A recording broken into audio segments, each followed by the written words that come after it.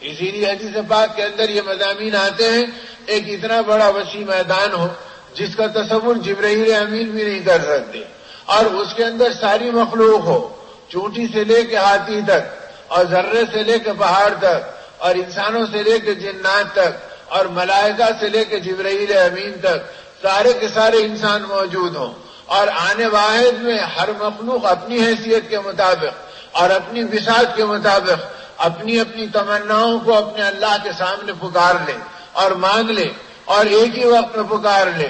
چونٹی اپنی حیثیت کے اعتبار سے مانگ لے، اور ہاتھی اپنی حیثیت کے اعتبار سے مانگ لے، اور جانور اپنی حیثیت کے اعتبار سے مانگ لے، اور جنہ اپنی حیثیت کے اعتبار سے مانگ لے، اور انسان اپنی اپنی بساط کے مطابق مانگ لیں، اور انبیاء اپنی شان کے مطابق مانگ لیں، اور فرشتے اپنے مقام کے اعتبار سے مانگ لیں، اور جبرائیل اپنے مقام کے اعتبار سے مانگ لیں۔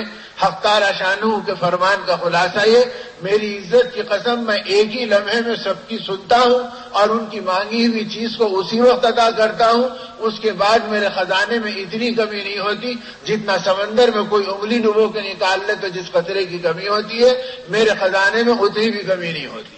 تو اللہ اکبر، اللہ اس بڑی ذات کا نام ہے، اور اللہ اس قدرت و طاقت کا نام ہے۔ تو اس اللہ کو پہچاننا، ان کے خزانوں کو پہچاننا، ان کی قدرت سے لینے کا راستہ حضرت محمد رسول اللہ صلی اللہ علیہ وسلم نے صحابہ کرام رضوان اللہ علیہ اجمعین کو بتلایا تھا، اور دین کے بڑے کارنامے ان کے ساتھ وابستہ ہیں۔ اور جب عیادت کو پہنچے تو آپ دیکھ کے تاڑ گئے کہ اب تک کی کیفیت ہے اور چہرے کی بے چینی ہے، کروٹیں ایسی ہیں کہ شاید کسی موقع کے اوپر یہ اللہ سے مل لیں۔ تو آپ نے تسلی دی اور فرمایا کہ ابن مسعود تم اطمینان سے رہو اور اپنے دل کو مطمئن رکھو، ہم تو جانتے ہیں کہ اللہ نے تمہیں بہت بیٹیاں دی۔ حضرت ابن مسعود رضی اللہ عنہ کی بیٹیاں ہی بیٹیاں تھیں، بیٹے نہیں تھے۔ اور یہی چیز جو ہے ہر زمانے میں آدمی کی آزمائش کا سبب بنتا، بیٹا ہو گیا تو خوش ہو گئے اور بیٹی ہو گئے تو منہ لٹک گیا۔ اب کوئی پوچھ رہا کہ بھئی آپ پاس کچھ امید سے تھے، آپ کی بہو بیگم کو کیا ہوا اور آپ کی بیٹی کا کیا ہوا؟ تو اب کوئی جواب ہی نہیں دے رہے، بس مل صاحب ہو گیا۔ ارے بھئی کچھ ہوا ہوگا، اگر بتاؤ تو صحیح کیا ہوا؟ تو نہیں، بس ہو گیا۔ اب جب کرے تھے تو کہہ رہے ہیں اب لڑکی پیدا ہوئی، تو کیا کوئی جرم کیا، کوئی قصور کیا جو اس کے اوپر افسوس کا اظہار ہے؟ افسوس ہی نہیں بلکہ اس بیچاری عورت پہ ظلم ہو رہا۔ ارے تم کو پہلے بچی تھی پھر بچی ہو گئی، کیا وہ ماں بیٹی کی بنانے والی ہے؟ خالق ہے، مالک ہے۔ ایمان تو اللہ پر ہے کہ اللہ بنانے والے ہیں، اور ایمان کا کھوکھلا پن یہ ہے کہ بیوی سے جھگڑ رہے، سسرال سے لڑ رہے ہیں۔ ارے کیا تو بولنے لگے دوسری کرتے، کیوں کرتے؟ تو صاحب بیٹیاں ہی بیٹیاں ہیں، اور اگر دوسری سے بیٹیاں ہوئے تو؟ چنانچہ ایک واقعہ ابھی حال میں میرے سامنے آیا، ایک مہینہ نہیں گزرا، دعا کے سلسلے میں لوگ ایک دوسرے کے پاس آتے ہیں، دعوت کی برکت یہ کہ اللہ ستاری کر دیتے ہیں اور اللہ کا نام لینے والے کے گناہوں پہ پردہ ڈال دیتے ہیں اور دوسروں کے دل میں اس کی محبت ڈال دیتے ہیں۔ تو لوگ دعاؤں کو کہتے ہیں، جب جماعت آئی ارے بھائی دعا کرو اور تم اللہ کے راستے میں ہیں۔ کوئی حافظ صاحب آئے قرآن پڑھا، ارے بھائی آپ اللہ کا نام لیے ہمارے لیے دعا کر دو۔ اب کوئی بیٹھ کے اللہ کے دین کا مذاکرہ کرے، ارے بھائی ان سے دعا کرا لو۔ وہ قبول کرنے والی ذات تو اللہ کی ہے، وہ ہر ایک کی سنتے ہیں، وہ انسانوں کی سنتے ہیں، اپنی مخلوق کی سنتے ہیں، یہاں تک کہ وہ چونٹیوں کی بھی سنتے ہیں، مچھلیوں کی بھی سنتے ہیں۔ تو وہ جس کی سنتے ہیں ان کے سننے کی شان ہے کہ وہ ہر ایک کی سنتے ہیں۔ تو اب جو ہے اب یہ حال ہے کہ جب لوگ دعا اور دکھڑوں کے لیے آتے تو ایسی چیزیں آتی۔ اب ایک صاحب کہنے لگے صاحب زندگی بڑی گمبھیر ہو گئی، کیا ہوا؟ تو صاحب نکاح کیا، شادی ہو گئی، اور پھر اس کے بعد میں ایک لڑکی، دو لڑکی، تین لڑکی۔ اب خیال ہوا کہ اللہ نے مال دیا، سہولت دی، لہذا کچھ کرنا چاہیے۔ تو کیا کرنا چاہیے؟ ایک اور شادی کرنا چاہیے۔ ارے بھائی لڑکی کی پرورش کرو تو اللہ کے نبی تمہیں جنتی ہونے کا مستحق بتلا رہے ہیں، لیکن یقین چونکہ رسالت پہ بھی نہیں ہے، اللہ کی ذات پہ بھی نہیں ہے۔ ہاں پیدا مسلمان کے گھر میں ہوئے، نماز 5 وقت کی پڑھ رہے، روزے رمضان کے رکھ رہے ہیں، تراویح میں شریک ہو رہے ہیں، لیکن ایمان اتنا بودا اور کمزور ہے کہ یہ اللہ کے وعدوں پہ اطمینان نہیں دلا رہا۔ اور رمضان کی تربیت یہ کرائی گئی کہ تم روزہ رکھو تو ایمان کے ساتھ، تم تراویح پڑھو تو ایمان کے ساتھ، تم قیام کرو رمضان میں تو ایمان کے ساتھ۔ کیا مطلب؟ کہ اللہ کی اس بڑائی اور عظمت کو اپنے دل میں بٹھاؤ۔ اور وہ کیسے بیٹھے گی؟ جب اللہ کی بڑائی کی دعوت دیں گے، اللہ کی بڑائی کو پھیلائیں گے، اللہ کی بڑائی کو سنائیں گے اور اللہ کی بڑائی کو سوچیں گے اور اللہ کی بڑائی سے اپنی آپ کی زندگی میں ادب اور عظمت پیدا کریں گے اور اللہ کے حکموں پر تعمیل کریں گے، تو اللہ کی بڑائی دل کے اندر آئے گی اور غیر اللہ کی بڑائی زندگی سے نکلے گی۔ اب جب یہ نہیں ہے تو آدمی کی زندگی کے اندر یہ ہے کہ چھوٹی چھوٹی چیزوں پہ الجھ جا رہا۔ اب نتیجے میں مال ملا تو ورثہ صاحب اتنا مال ہے اور بچیاں ہی ہیں، تو کیا مطلب؟ یعنی مال صرف اولاد پہ خرچ کرنا ہے جیسا بے دین انسان خرچ کر رہے ہیں؟ ارے مال تو ایمان پہ خرچ کرنا ہے، اولاد پہ خرچ کرنا نہیں ہے۔ اولاد پہ بھی خرچ کرو تو ایمان کی بنیاد پہ خرچ کرو، اور غیروں پہ بھی خرچ کرو تو اپنی آخرت اور ایمان کی بنیاد پہ خرچ کرو۔ تو مال تو اللہ نے دیا کہ اپنے اس مال کو تم اللہ کے حکموں کے مطابق استعمال کرو۔ تو حکم صرف یہی نہیں ہے کہ بچے ہیں تو خرچ کرو، نہیں ہے تو اٹھا کے رکھ لو۔ یہ راستہ تو یہود و نصارہ کا ہے، یہ راستہ مسلمانوں کا نہیں ہے۔ اب لیکن ہمارا ذہن بھی چونکہ عام لوگوں میں بہہ گیا اور اسی راستے پہ چل گئے، تو اب کہہ رہے ہیں کہ صاحب کیا کریں گے؟ تو اب وہ بیچارے کے بارے میں بات سامنے آئی کہ دوسری شادی کی، پھر اللہ نے اس سے بھی لڑکیاں دی، تیسری کی، اس سے بھی دی۔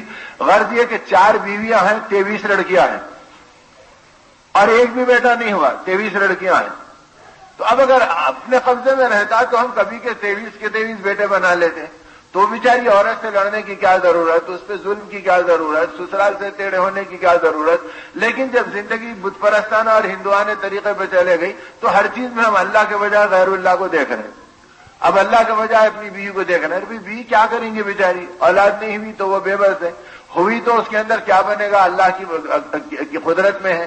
لیکن ہماری زندگی کا یہ حال، اور نبی رحمت صلی اللہ علیہ وسلم مسجد نبی کے صحن میں بیٹھے ہیں، صحابہ آپ کے اطراف میں ہیں، اور صحابہ فرماتے ہیں کہ آقا آبادی کے گھر کی طرف دیکھ رہے ہیں اور نگاہیں آپ کی اس پہ جمی ہوئی ہیں۔ ہم خاموش ہیں کہ آقا کا یہ معمول نہیں کہ کسی طرف آپ دیکھیں اور پھر ٹکٹکی باندھ کر اسی میں مہو ہو جائے۔ تھوڑی دیر کے بعد آپ نے فرمایا کہ اے لوگوں، آج اللہ کی خصوصی رحمت اس گھر پہ برس رہی جو مدینے میں کسی اور گھر پہ نظر نہیں آ رہی۔ تو فرمایا تم میں سے کوئی جاؤ اور ان گھر والوں سے پوچھو کہ ان کا کیا خاص عمل ہے کہ جس کے نتیجے میں ان کے گھر پر اللہ کی خصوصی رحمت برس رہی جو کسی اور پہ نہیں برس رہی۔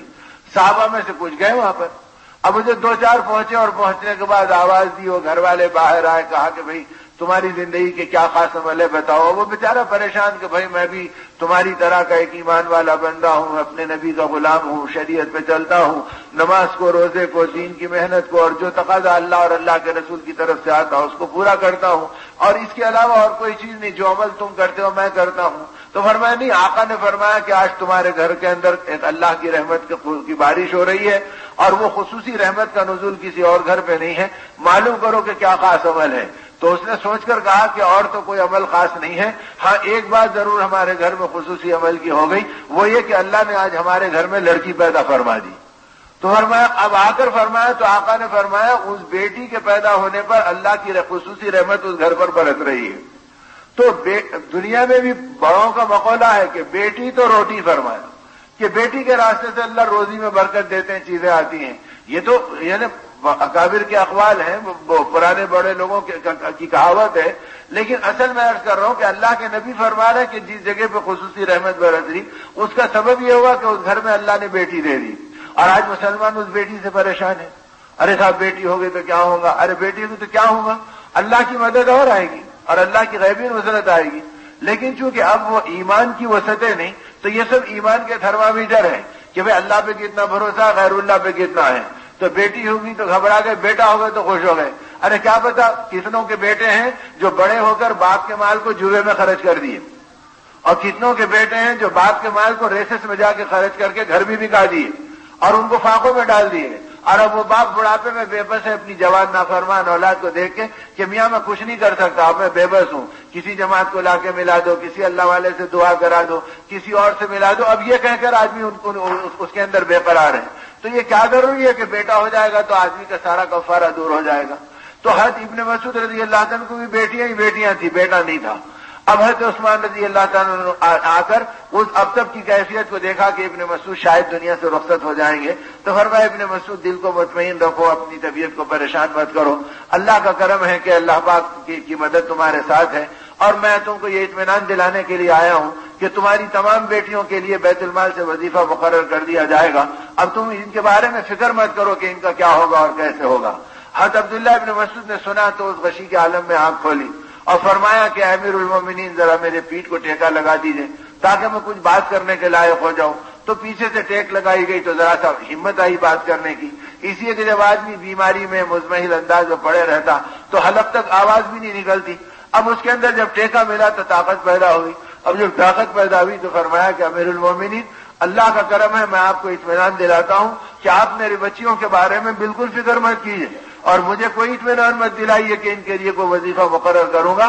میرا دل آپ کے کہنے سے پہلے سے مطمئن ہے اور آپ کے بغیر مطمئن ہے کہ میرے بچوں کو کبھی فاقہ نہیں آئے گا اور ان کو کبھی پریشانی نہیں ہوگی. اس کے بعد فرمایا کہ اب ابن مسعود تم کیا کہہ رہے ہیں؟ تو فرمایا آقا نے ہم کو فرمایا تھا کہ جس گھر میں روزانہ شام میں سورہ واقعہ پڑھا جاتا ہے اس گھر میں فاقہ کبھی نہیں آتا ہے. اور اللہ کی شان یہ کہ میری تمام بیٹیاں سورہ واقعہ کو جانتی ہیں، یاد ہے، اور یہ اس کا اہتمام کرتی ہیں، اس کو رات کے وقت میں پڑھتی ہیں. تو مجھے اللہ کے نبی پر اور اللہ کے کلام پر اطمینان ہے. اب اس کے آگے آپ کو اطمینان دلانے کی کوئی ضرورت نہیں. کون اطمینان دلا رہے ہیں؟ امیر المومنین دلا رہے ہیں، جن کو دنیا میں جنت کی بشارت ملی وہ دلا رہے ہیں. اللہ کے لاڈلے نبی کے چہیتے دلا رہے ہیں، لیکن ان سے بھی نگاہیں بے نیاز ہیں اور ان سے بھی نگاہیں بلند و بالا ہیں.